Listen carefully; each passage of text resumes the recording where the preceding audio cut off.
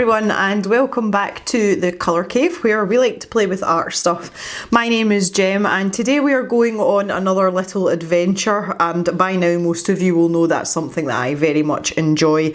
Before we get going, I would just like to remind you that today is the last day that you can vote to have a say in what we use our Cave Stash fund for.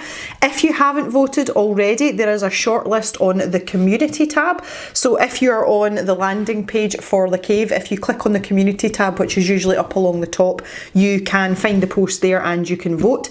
If you don't have access to the community tab, which some people with older tablets don't have, you can head over to Facebook and it's also on the Colour Cave Facebook page there for you to vote instead. Anyway, we have to thank someone very special for the contents of today's video, and that person is Ashley Thompson. Ashley has been super generous and she's been nosying in my Amazon wish list and she has sent me these. Oh, Neocolors by Caran are a wax crayon. These are the Neocolor 2s, which means these are water soluble. I am slightly boggled by the concept of water soluble wax because in normal scientific order that is not a thing, but these are magical. I have really wanted to try these and I haven't purchased them because they are rather expensive. They come in a total of 84 colours and this is a set of 30. This is retailing at the moment on Amazon UK for about £35, so it's not a cheap item, and Ashley was kind enough to send me these, so thank you again Ashley, I really appreciate it. I am absolutely knocked over by your enthusiasm and your generosity, and obviously without you this video would not be in fruition, so blessings to you and I hope you're staying safe and well. I love just how pretty this is. See when you open this up, oh look, oh, so they come in this nice tin and they're kind of wedged in place by these two little runners made of, it's just like kind of like foamy, spongy type stuff. And you have the individual crayons. So if we just take a look at these in a bit closer detail, on the barrel of the crayon, it tells you the colour. And it has a colour name and it's in several languages as well. So it kind of looks like a standard crayon, but there's these sort of perforations with arrows on them along the side of the barrel. And this is so that when you start to work down and use this, focus please, there we go, you can actually tear the paper off in line with how far down you're going as you use it up. I have looked at these with a great curiosity, and if you are a colourist then you will be most familiar with seeing these used in backgrounds on colouring pages, and I think as a colourist that is the primary use, or the seemingly primary use for them. As an artist, having looked at people's artwork with these, I have made the initial assumption that they would suit people with a very loose art style just because of the type of medium that they are. It is not something that I do. I like to be very precise. I like a lot of pinpoint detail, which is why I enjoy working in pencil. So today what I want to do is I want to go through this sort of exploration process, but we are going to give these a bash in a colouring book, albeit very briefly, but we're also going to try and make a little uncomplicated artwork with them just to test them out and kind of push them a little bit. To swatch these out, I am using, oh look how dusty this is, well, so you know I haven't used this in a while. I am using Faber-Castell mixed media paper. I find that this is a really good all-rounder paper that takes quite a lot of water, you know, it copes quite well with water soluble mediums, and it's really affordable as well. If I can find a link for this on Amazon I will stick it down in the description for you, but I'm not sure how easy it is to get things like this just now, but even if it's just for future reference it will be there for you. So for the purposes of testing out, I am going to be using a water brush to pull out some of the colour. So I'm going to show each colour in its raw form, as in the crayon form, and then the second half of the swatch I'm just going to take my water brush and I'm literally just going to go like this and pull it out until it disappears. I am going to speed this process up because it is incredibly dull to sit and watch. I know some of you quite like things like that and it's relaxing, but this is going to be a big ass long video if I don't just get to it. So let's swatch them out. This will give me a chance to get a bit of a feel for them to begin with, and also let you see the range of colours that comes in this wonderful set of 30. So I shall join you back in a moment. I might even give you some nice relaxing music to listen to while I do this.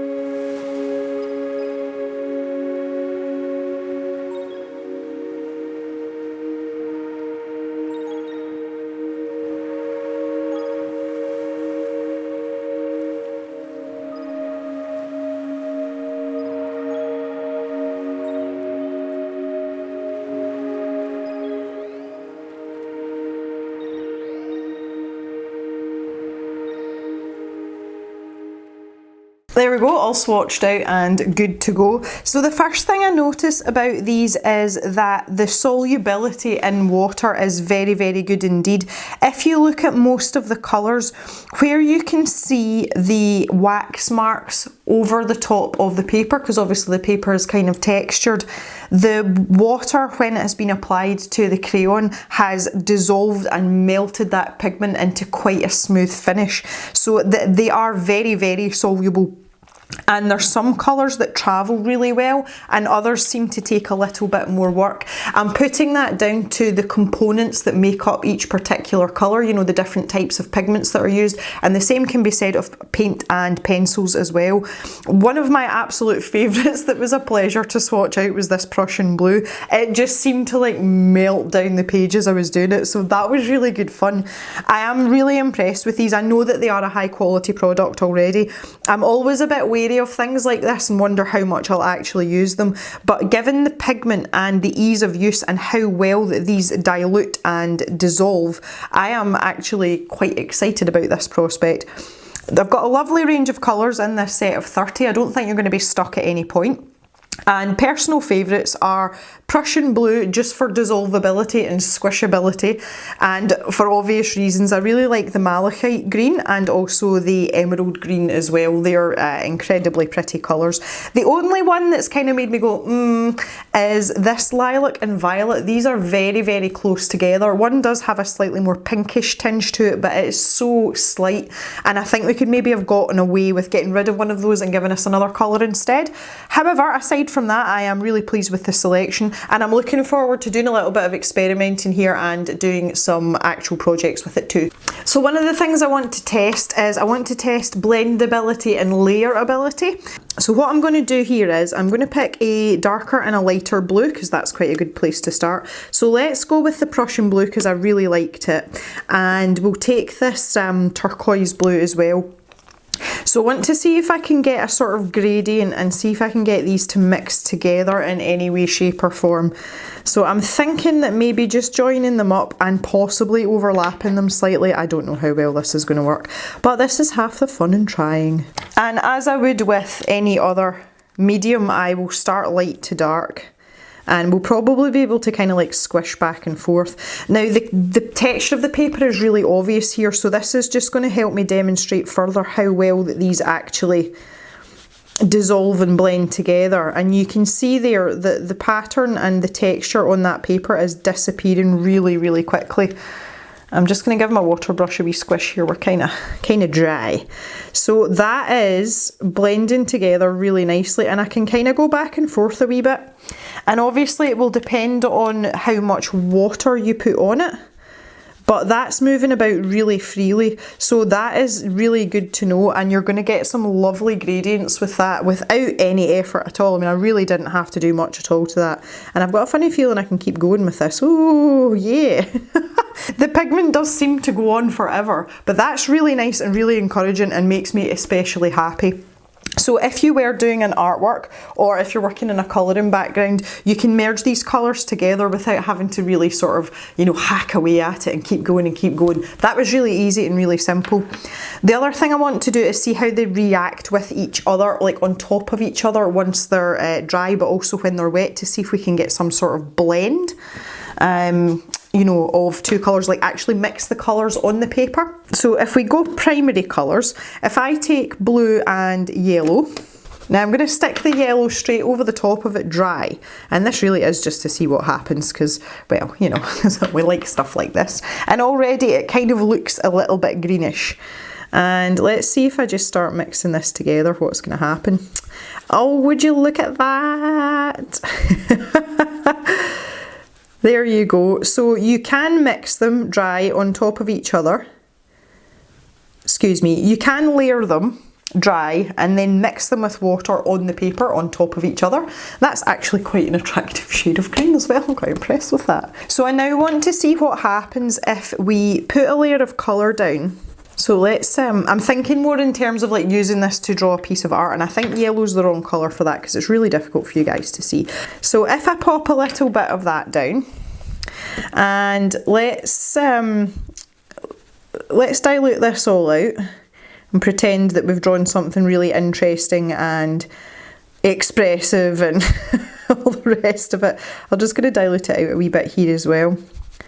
So I'm going to let this dry and come back to it in just a second. While that is doing that, I want to test out something that I would do with Faber-Castell gelatos, and that is actually to take the pigment straight off the crayon and see what happens and see if we are able to do anything with that. So I've got my brush here. It is kind of difficult to tell how much you've picked up, but there's definitely something on the end of the brush here. Okay, yep, so we can do that too. And that's actually picked up quite a lot of the pigment. I'm quite surprised at that. Let's see how far we can go with this. Ooh. Okay, so if you're wanting to work in slightly more intricate areas and maybe just build up some colour in a really tight space, you know, say I just wanted to do the middle part of my H here, then I could work away with a brush just like this, and I'm just running it over the top of the crayon. I'm not doing anything fancy here, and I could just keep sticking that down. So that's pretty good as well. So we're looking quite versatile so far, and they are really easy to work with. I mean, like, there's nothing complicated, and you don't seem to have to have some sort of knack to get things to work properly. I mean, I'm still kind of gobsmacked by this, to be honest, because that's pretty awesome. That's pretty awesome. So I'm just waiting on this dry and keep kind of poking it, you know. Oh, give it a poke. See what's happening. So what I'm interested in now is, number one, can this be reactivated after it is dry? And that is dry. I mean, like, that's dry. Let's see what happens. Okay. So even after it's dry, it will loosen up again if you put water on it. So when it comes to layering colours and that sort of thing, might not be such an easy job. So let's try with the hello as well. Oh yes. Okay, now I'm interested to see if we can completely blend this out and make it disappear until you can't see the letter H anymore. Not quite, but almost. That is fading away pretty quickly. This will obviously be down to how much water your paper can take as well. And if I just hold that up a little bit, you'll be able to see that there is a trace of the H, but it's like a ghost of it. So that has taken that off pretty well, actually. I'm quite impressed. Okay, so now that we've got this is actually drying really quickly. I'm surprised at how quickly these are drying as well. Again, combination of paper and one thing and another. But say I have this blue down and I wanted to put, you know, a little lick of green over the top of it, and I wanted to keep what was going on underneath. Is that going to be possible, or is it going to pick up the colour that is underneath once it's dry enough? I know the answer to this already, I think, but I just wanted to see what we can do here. So it's not so bad. It is picking up the blue underneath, but it seems to be concentrating on the top layer of wax, which is pretty good. If we were to use a lighter colour, so here I've got this yellow again, and let's just see what happens here. And I'm deliberately starting in the blue, so you can see it is picking up the blue and it's turning it green. So you're not going to be able to layer colours without the colours mixing together, because it is going to activate, or should I say reactivate, what's underneath. And that can be an advantage. Sometimes it's a disadvantage, but it's one of those things, if you know about it, then you can use it as a tool rather than see it as a hindrance. So now we know you can blend colours to get gradients, you can mix colours on the paper, you can lift it with a paintbrush, you can more or less blend out already dry stuff, and you can layer a tiny little bit, but not very much. So that is really good information to be armed with. The other thing I wanted to show you really quickly is this is the white one on black paper, and it looks really opaque when you have the solid crayon down. The minute you start to add water, it feels really chalky and it doesn't dissolve as well. Now again, this could be the paper, because this is like just generic black paper. From the point of view of how it copes with water, could have quite a lot to do with this, but I wanted to show you that anyway. So you can use it on black paper and it does show up really well. When it comes to activating it with water, I think you'd have to play about with it a bit more and maybe get a feel for it, and you could probably get some really nice effects with this. Now, it just so happens that I have here the page in Johanna Basford's Enchanted Forest that I am currently working on, which is this one here. And as you can see, I've made a start. I've not done a huge amount on it, but I have made a start. And one of the things I want to do is try out a background. So I thought this would be a really good opportunity because the paper quality in these books is reasonably good, and I have used water in them before, and you can use a reasonable amount of water without too much going horrendously wrong. So what I was thinking to myself was I wanted even just a sort of green border around the back of these leaves, or maybe a brown border. So I just want to have a look at my swatch chart here and kind of have a think about it. Now I'm thinking the olive might go quite well with some of my sort of darker colours here that I'm using on the padlock. So dark and light olive, that might work quite well together. So let's have a wee bash at that and just see how we get on. So that is the olive. Now I need the light olive as well. Okay, good. So from what we talked about earlier, we know that if we lay something down and we activate it with water, what we put over the top will then blend in with what's underneath. So for something like this, it might be a really good idea to use the lightest colour first, and then we can build the darker colour on top wherever, you know, we decide to put it. So if I was to put down some of this, yeah, so I'm just going to squish some of this in. I'm not really sure what kind of strokes I should be using, if any, but I'm sure that I will figure this out in due course. Well, like a bit of an adventure. So I was thinking maybe bring that out there, and we could almost fade that out to nothing.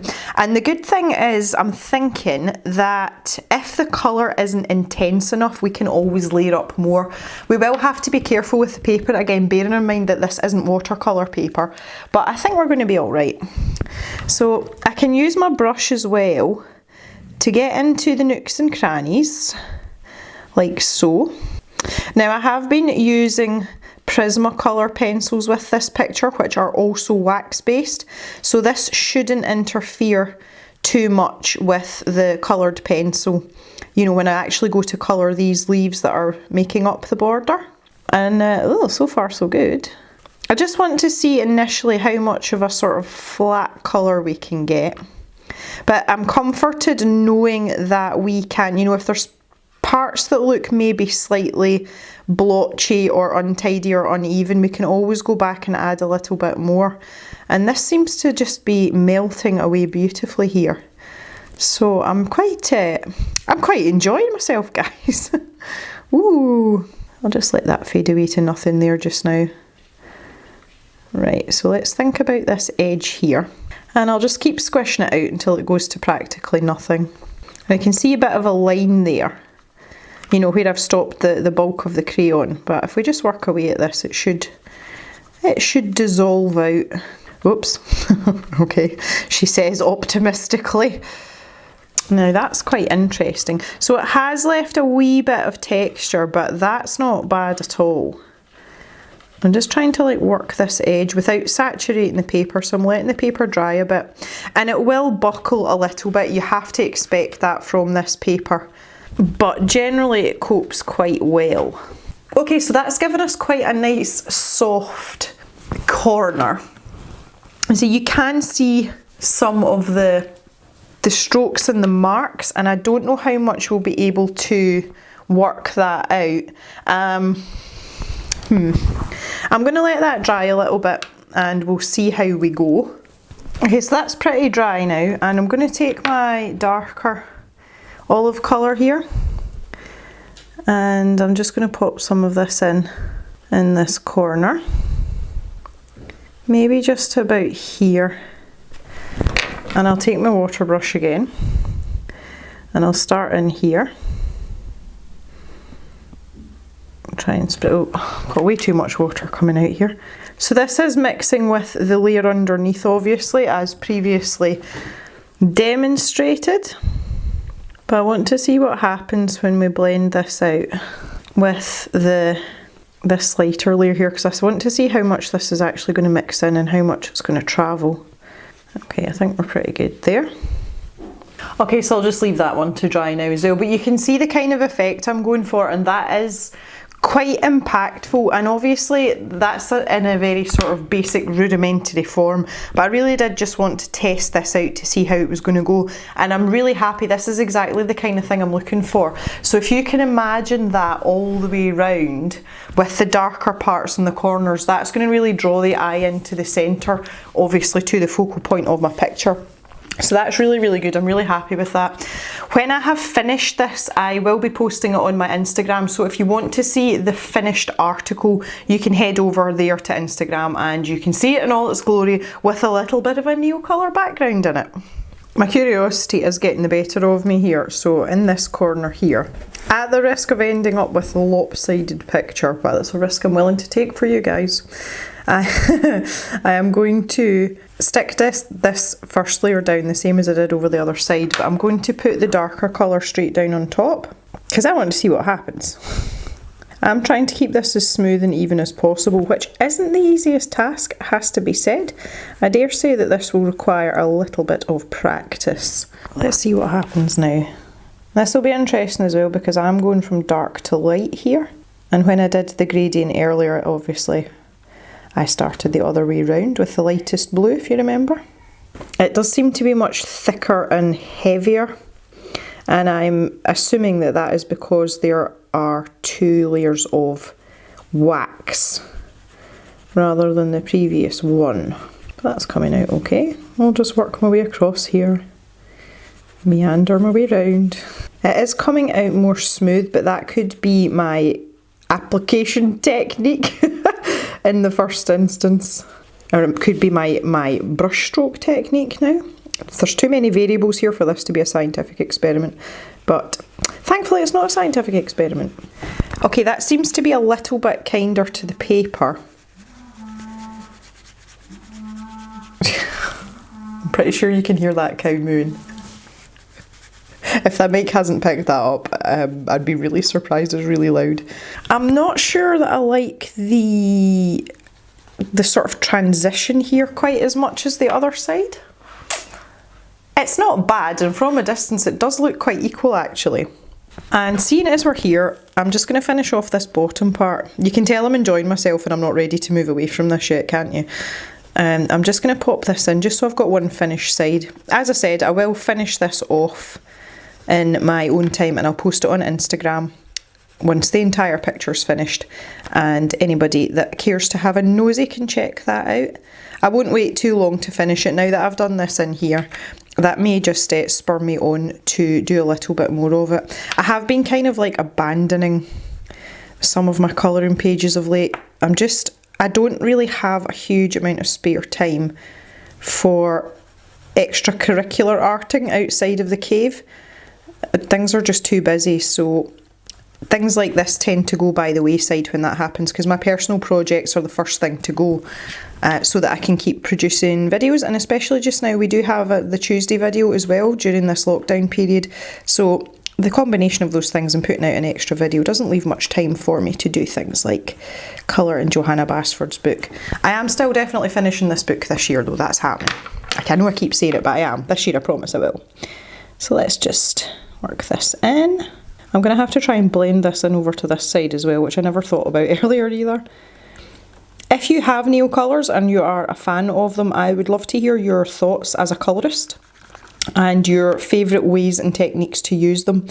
There is a fair bit of experimentation and trial and error, I feel, to come after this video.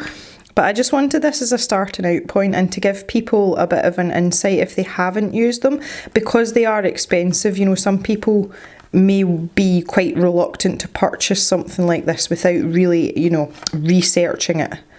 So if I can help along with that process and possibly enable some of you, I am Jem, the chief enabler, then I am more than happy to be that person. Or conversely, if what you see is completely putting you off and it stops you wasting your money, then I've also done you a favour, so yeah. I have to say, this is a really pleasant and sort of relaxing process. There's nothing stressful about this. And the results are quite satisfying. And I think you could probably get some quite intricate and detailed backgrounds. You know, you wouldn't have to do something as simple as this. And I think with a little bit of practice and a little bit of experimentation, we could come up with some really nice ideas for backgrounds. Yeah, that looks quite nice. I think once that's done all the way around, that's just going to have the, you know, the desired impact that I require. I might take it to the outside as well, but I'll decide on that later. Anyway, so there we go. That is the Neocolor 2s in a colouring book. So now what I would like to do is just do a quick artwork to see what they're like to actually try and create a piece with. So pop this out the way. I better not close it until it's dry. So for a drawing, I thought, seeing as these are water soluble, I think we'd stick with a watery theme, and I really want to use this malachite colour. I'm really quite excited about that, and the blues as well, so I thought water might be an idea. So what I'm going to do is I am going to try and create a fish, maybe, I don't know, peeking out the water or jumping out the water. And that will let me use some of the blues that I really want to use, but also utilise some of the other colours, because we'll just have a made up fish, I think, why not? And we can see what we can achieve from that. So I just want to give myself a really quick pencil outline, and I will do as I would do with a watercolour painting and just really lighten up those lines.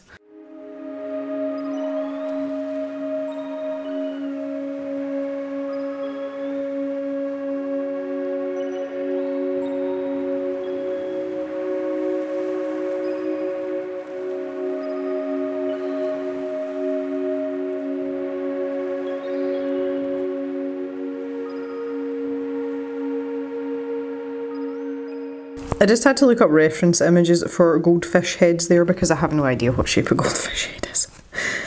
So yeah, I think I've taken this a little bit too far, but I've kind of turned this into like a fabulous goldfish, and all shall become apparent when I start to actually put the Neolcolors down.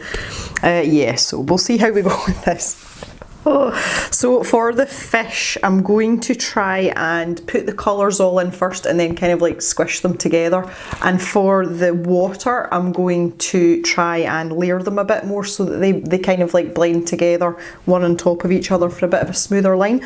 So yeah, I'm just going to see how this goes. This could be a total disaster. And the first thing I'm going to do is put in my fish eye, because you're going to love this.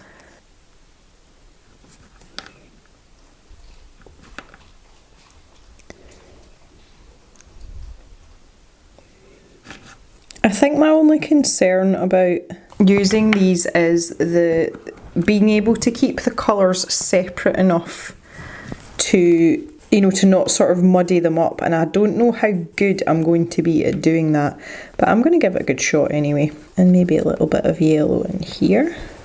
Oh, clearly my hand is not working. So I think I've got the gills to about here. I don't know, this all feels very unstructured, and I'm not great with things like this, but I just hope this can give you enough of an idea as to what's going on. So the reason, of course, that this is going to be a fabulous fish is because she or he, haven't decided which yet, has literally jumped out of their bowl and gone, "Ah, look at me." Now it's funny because I have actually drawn a fabulous fish before. It was for one of the scroller box challenges, and I decided it was time to have a fabulous fish. So I don't know, maybe I've got a fixation. I'm not overly enamoured about fish in general, but now that I think back on it, even thinking about the videos that I've done, there have been several fish, and it's completely unintentional. I want to see if I can get a really nice gradient on the go here.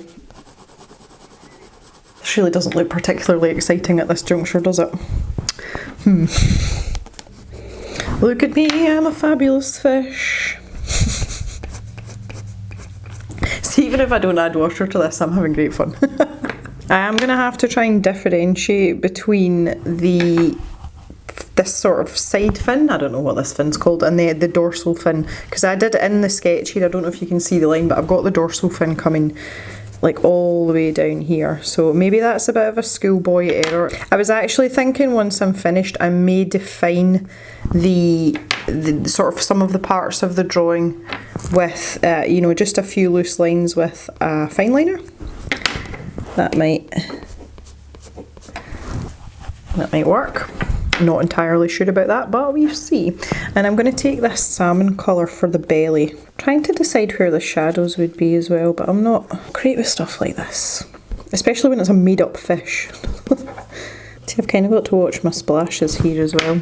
I want to know if I put in this white round some of the outside areas, will this mix in with the blue okay? Or is it just going to make it, you know, that sort of milky, misty, cloudy kind of idea? I'm not entirely sure, but we are going to find out. So I've got these I've got like front splashes and then I've got other splashes. This first part, because it is going to be difficult for me to tell the difference between the two layers of the splash, because see, I've got this kind of like in behind layer as well. So I will need to activate this first and then go back and I can add in my other colours that I said I was going to do and layer them up. This is exciting, I don't know where to start. Maybe here. Yes, well this is interesting. I think in doing something like this, it's important to decide whether you want expressive strokes to give you like an outline or whether you want to really like blendy everything together. And I think that's kind of the hardest part, like to decide what's what. I don't want to get rid of too many of these lines, you know, so I'm having to like resist the temptation to just blend everything away to next to nothing. And I've already gotten rid of my highlight here, you know, to sort of show the, like, you know, like the shimmer or the shine, because it's jumping out of the water, it's going to be wet, obviously. Yeah, I think you have to have a lot of self-discipline and know when to stop with things like this. And I'm not sure I've got that, if I'm honest. If I'm brutally honest. I'm kind of regretting my underneath colour choices here now as well.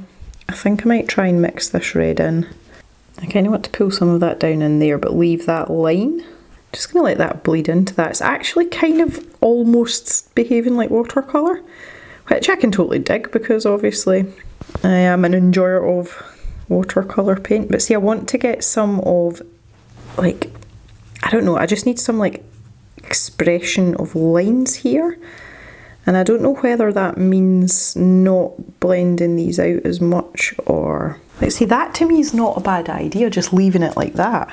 It's all very interesting. And I could do the same here, but I could have this sort of defined line of the dorsal fin. Not the dorsal fin, this side fin. Someone please put me out of my misery and tell me what these are actually called.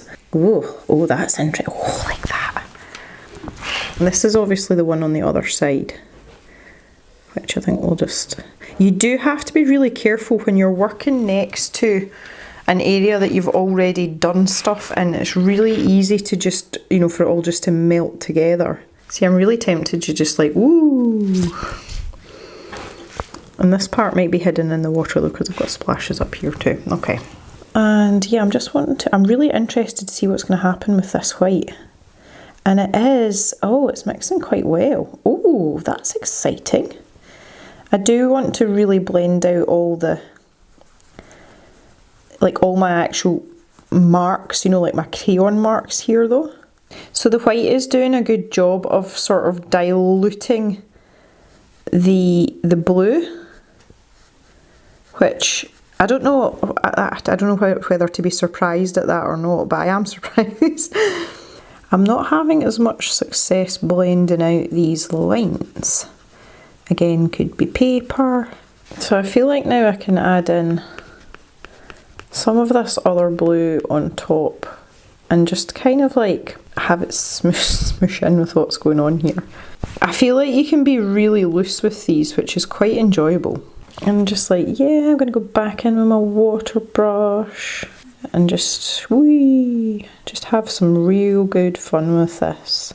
And I'm trying to avoid those areas where this water is meeting with the other colour, because that could just end up really messy. Okay, I'm going to go to the slightly darker blues now. So I've got this cobalt blue. Now this is the part where I think I'm going to struggle a little bit.